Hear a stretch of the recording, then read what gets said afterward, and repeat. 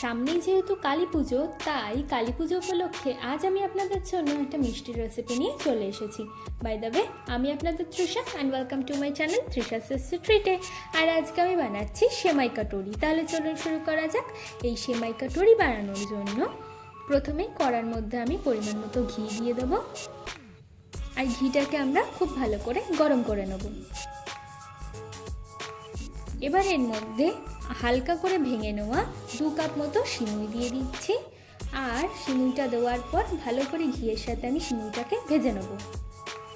দেখুন সিমুইটা কিন্তু আমাদের লাল লাল করে ভাজা ভাজা মতো হয়ে গেছে। এবার এর মধ্যে আমি অল্প একটু এলাচের গুঁড়ো আর হাফ কাপ মতো কনডেন্স মিল্ক দিয়ে দেবো। এবার এটাকে আমরা খুব ভালো করে মিশিয়ে নেব। দেখুন এটা ভালো করে মেশানো হয়ে গেছে। এবার এটাকে আমরা ঠান্ডা হতে দেবো। অন্য একটা কড়াইয়ের মধ্যে আমি দিচ্ছি 500 ml মতো গরুর দুধ। আর দুধটাকে আমরা খুব ভালো করে জাল দিয়ে দেবো। দেখুন দুধটা কিন্তু ফুটে ফুটে অনেকটাই কমে এসছে। এবার এর মধ্যে আমি দিচ্ছি 1 কাপ মতো কনডেন্স মিল্ক।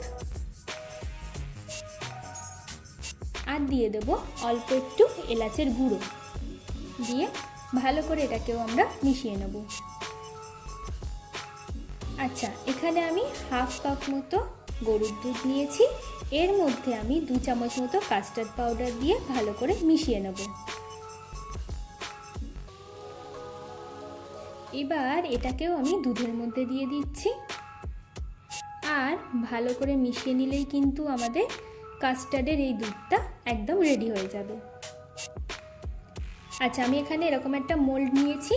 এর মধ্যে আমি সিমুইটাকে দিয়ে এই মোল্ডের আকারে এইভাবে চেপে চেপে একটা বাটির শেপ দিয়ে দেবো। আপনাদের কাছে যদি এরকম মোল্ড না থাকে আপনারা নর্মাল বাটিতেও করতে পারেন। দেখুন শেপ দেওয়া হয়ে গেছে। এবার আমি এটাকে আস্তে আস্তে চাকু দিয়ে খুলে নিচ্ছি। এটা কিন্তু খুব সাবধানে করবেন, নাহলে কিন্তু ভেঙে যাবে। দেখুন আমাদের কাটোরি কিন্তু একদম রেডি হয়ে গেছে। এইভাবে আমি প্রত্যেকটা কাটোরি রেডি করে নেব।